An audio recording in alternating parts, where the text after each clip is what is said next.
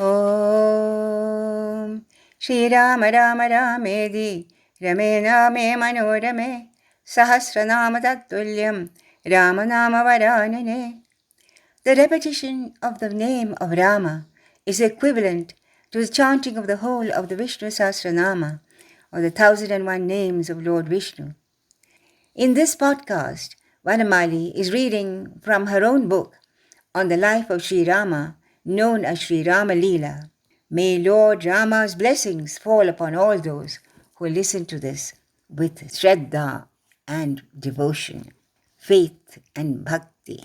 Hari Om. That's it.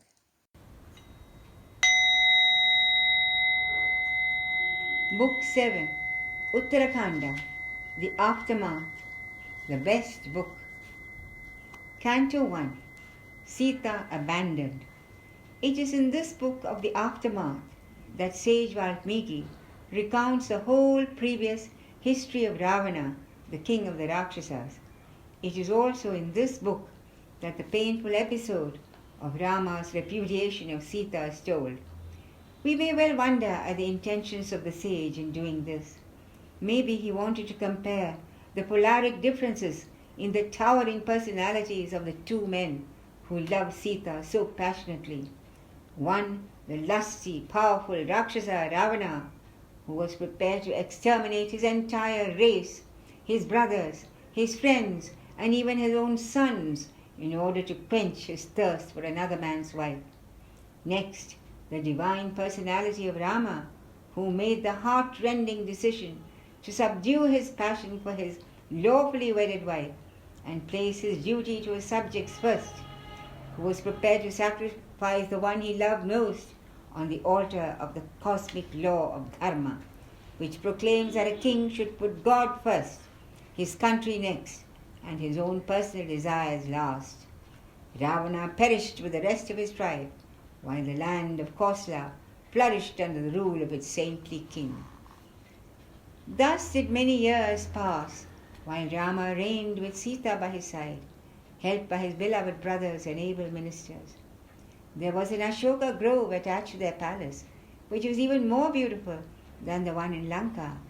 Fragrant trees like the Champaka, Kadamba, Ashoka and Sandal were there, and fruit trees like mango and pomegranate. After finishing his day's work, Rama would often walk in these fragrant gardens with his adorable queen. One day, while they were thus sitting in the garden and talking to each other, Rama noticed that his wife showed all signs of pregnancy. She was wearing a glistening red robe, and her skin glowed with an ethereal beauty. Rama was delighted, and taking both her hands in his, he led her gently to an arbor in the grove and seated her tenderly on a jewel seat. He offered her the nectar of many flowers, untouched by bees, in a golden goblet. With his own hands, he raised the glass to her lips and made her sip the delightful concoction. He embraced his alluring wife with great love and asked her, "My darling one, I see that you are with child. This is the only thing that which we lack in our lives. How radiant you look! I have no doubt that child will be a wonderful infant. Tell me, my dearest love, how can I make you more happy? Is there some wish of yours which is still to be fulfilled? Ask for anything, and it shall be yours." Sita raised her lotus face to his and whispered, "My lord, I consider myself to be the luckiest woman alive. What further wish can your wife have than to be beside you all the time?" But Rama insisted, "My lovely one, I want to make you even happier than you are now, if that were possible. Tell me something which I can do for you. I am longing to shower you with everything, for it is said that a pregnant woman should have all her whims humored."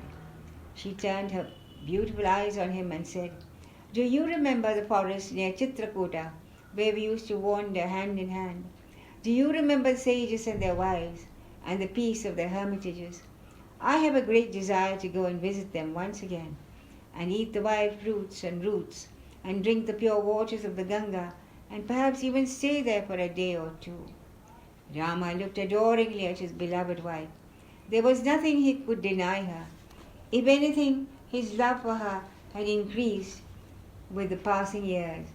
He had never felt the desire to take another consort, as the rest of the kings used to do. In fact, the very idea was abhorrent to him. Sita was the most charming woman he had ever known, and he desired none other. Holding her hands in his, he looked deep into her eyes and said, "O Vaidehi, my beloved wife, you shall certainly go there, if that is what you wish. In fact, I will send you there tomorrow." Having given his promise to the princess of Mithila, Rama left her and went to the outer courtyard to talk with his friends.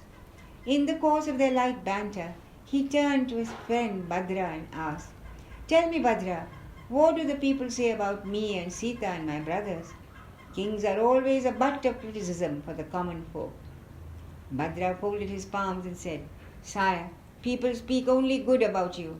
Sometimes they discuss the events of past years, when you achieved the impossible by killing the demon king Ravana and rescuing the princess of Videha. Your exploits are recounted with great enthusiasm by everyone.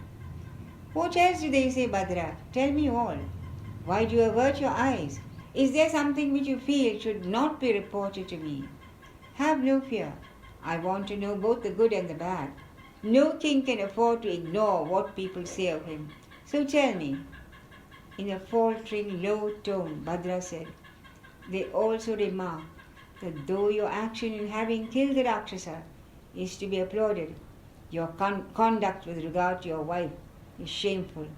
How could the king have accepted a woman who had been kept on Ravana's lap and who had lived in his palace for so many months? How can the queen forget the indignities which she must have suffered? We will have to put up with similar insults. Our wives will be able to go as they please, and we will be forced to condone them. As the king, so the subjects. This is what the people say in their ignorance." Rama's whole face changed when he heard the slanderous accusation against him and his immaculate wife. He could not speak a word. His friends tried to comfort him and said, "Your Majesty, it is the nature of common people to speak ill of the nobility. A king need not pay heed to such false accusations." Rama hardly heard what they were saying. Taking leave of them in his usual courteous manner, he went to the garden and sat immersed in thought. He decided that it was his duty to check on this matter before coming to a decision. That evening, he wore the clothes of an ordinary citizen of Ayodhya and went incognito on a tour of the city. As luck would have it, as he passed the house of a washerman in one of the small streets of the city, he heard the sound of upraised voices and went close to the door of the house and stood outside listening. The husband was berating his wife. "I have heard reports of your indecent behavior. You have been seen talking to the nobleman who comes for a walk down the street.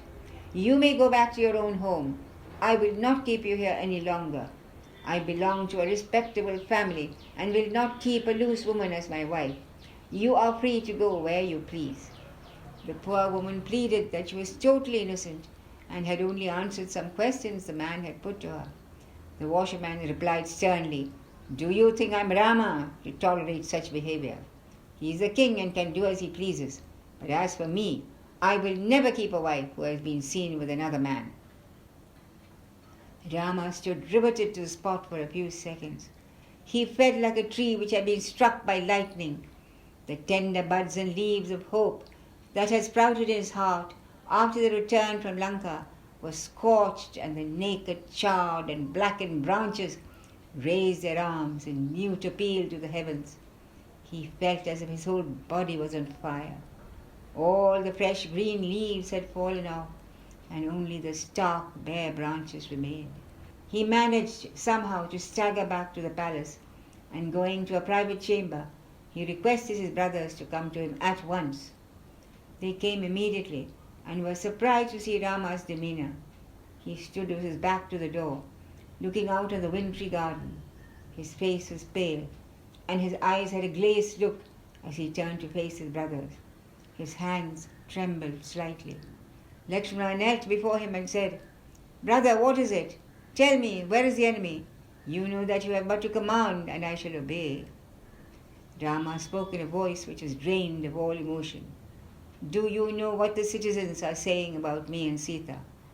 All of them hung their heads, and Rama continued, I see that all of you know and have hidden the truth from me for all these years.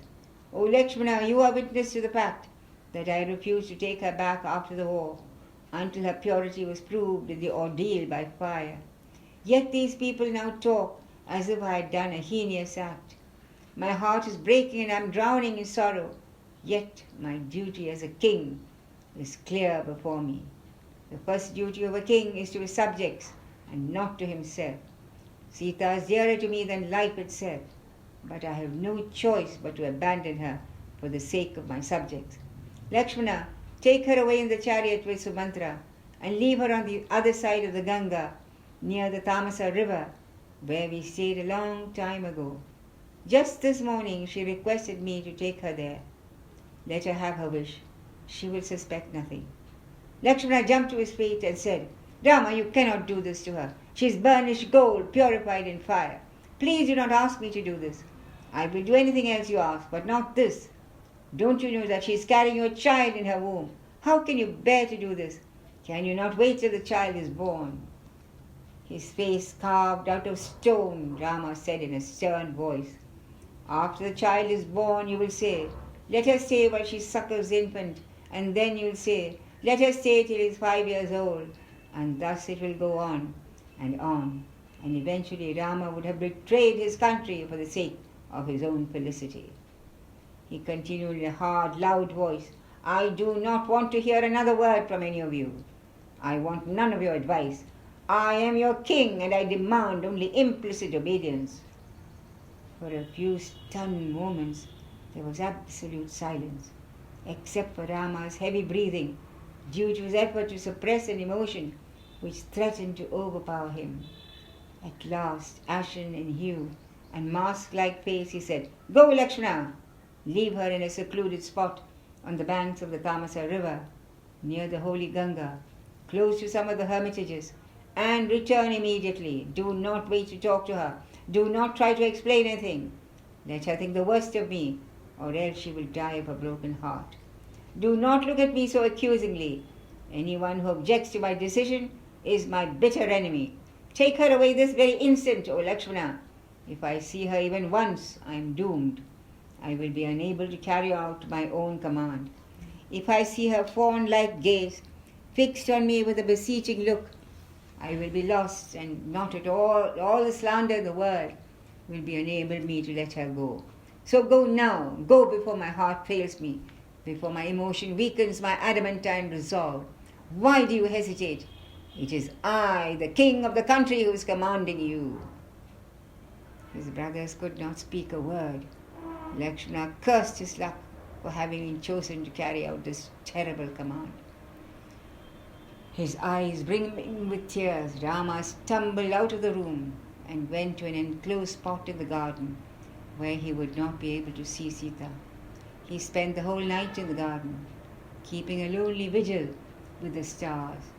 If he went to his room and took his beloved in his arms, he knew that he would never be able to let her go. Who knew what bitter thoughts passed through his mind? But he was firm in his resolve. Dharma was his God, and to Dharma he was prepared to sacrifice his beloved queen and his unborn child. Sita slept alone that night.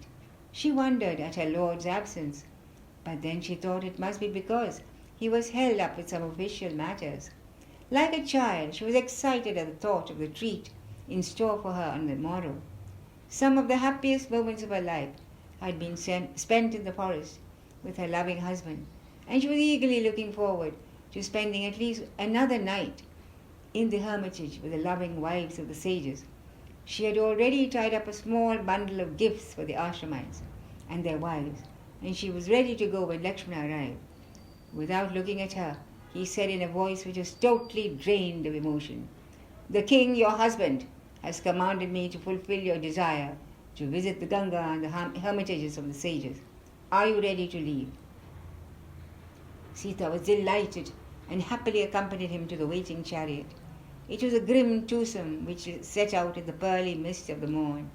Neither Sumantra nor Lakshmana could speak a word or even look at her.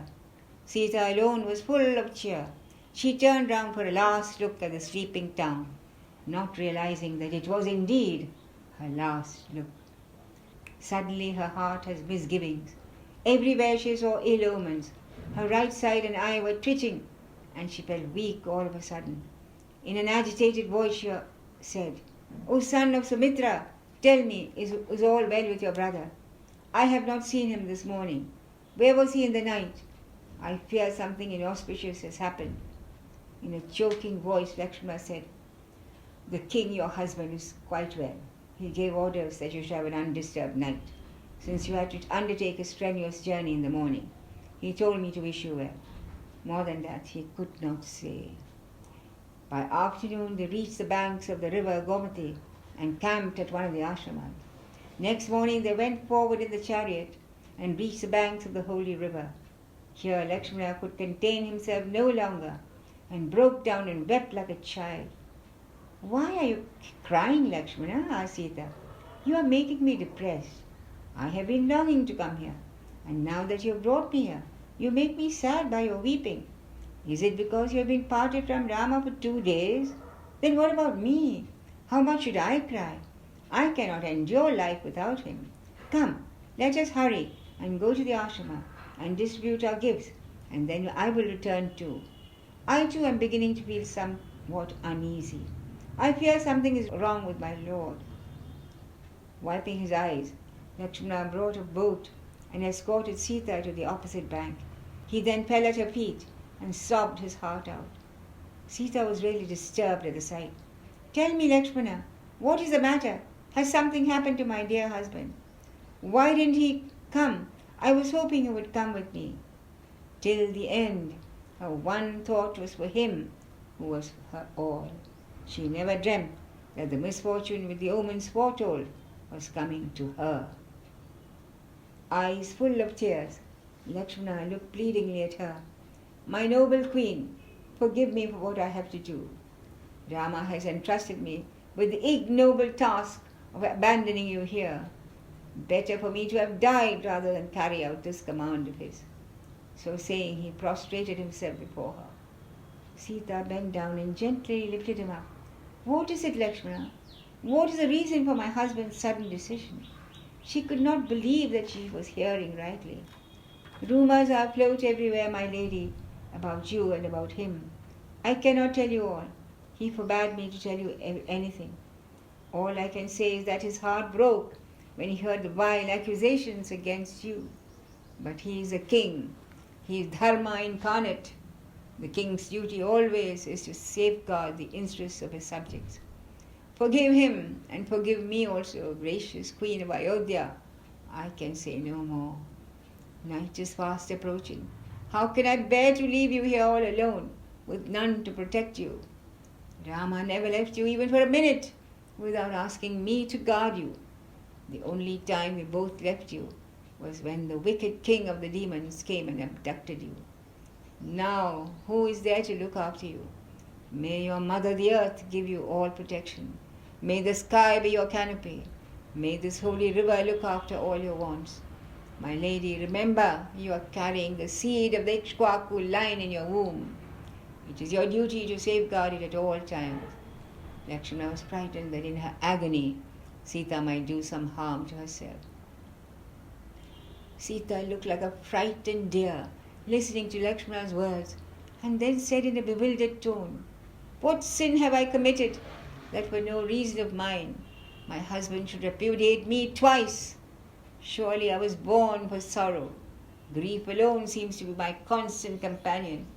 Patiently I have to look at his forlorn face. Leaving my all, I followed my husband to the forest, inhabited by wild animals and rakshasas. No woman would have done as I did, yet now he has abandoned me. Was it my fault that the rakshasa abducted me? When the sages ask me what crime I have committed that my husband should abandon me, what should I tell them, O Lakshmana? What wrong have I done? I cannot even take the easy path of ending my life in this holy river, for I will be guilty of breaking the noble line of the Ikshwaku race. Lakshmana, do not grieve. Leave me here and return to the king, my husband, and tell him that his wife wishes him well. A husband is a woman's god, and I have always considered him as such. May he find eternal fame by following the dharma of a king. More important than my suffering is the fact that his honor should remain intact. Never will Sita be guilty of bringing dishonor to Rama. Farewell, Lakshmana. You have been more than a brother to me. I have deep regard for you. I hold nothing against you. The shades of night are falling, and you must go fast, lest my lord becomes agitated. Lakshmana fell at her feet once again. He could not speak a word. Slowly he backed his way to the boat and was ferried to the other side. He turned back to look at her once again and saw her lying on the ground in the bosom of her mother, weeping as if her heart would break. Sita looked up and saw the chariot receding in the distance. The plaintive cry of the peacock calling to its mate jarred on her delicate nerve. The Ganga flowed smoothly on, as if to comfort her in her agony. She gazed, mesmerized by the glistening water, and wondered what it would feel like to have them close overhead like a balm. But then she felt the life within her move, and she knew that she could not take the easy way out.